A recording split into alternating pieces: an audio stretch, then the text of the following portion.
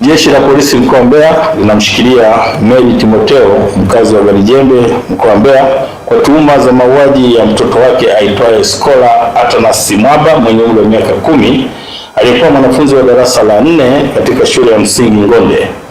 Tukio hilo limetokea Disemba 9 mwaka 2025 majira ya saa 6 mchana huko katika kijiji cha Garijembe, kata na tarafa ya Tembera, wilaya ya Mbeya, baada ya Mary Timotheo ambaye sasa ni mama wa marehemu kumwadhibu mtoto huyo kwa kumpiga kwa kitu kizito kichwani kwa madai kwamba mtoto huyo ni mtukutu. Uchunguzi wa awali umebaini kuwa chanzo cha tukio hilo ni kujichukulia sheria mkononi kwa kumwadhibu mtoto wake kwa kumpiga hadi kufa na kisha kuutupa mwili wake shambani jirani na nyumba yake kwa kushirikiana na jirani yake aitwaye Sharifa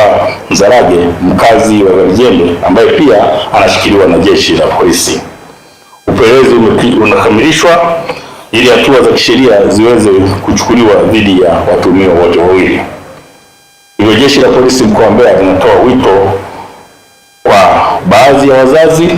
na walezi kuacha vitendo vya kujichukulia sheria mkononi kwa kutoa adhabu kali kwa watoto wao na badala yake watoe adhabu za kuwarekebisha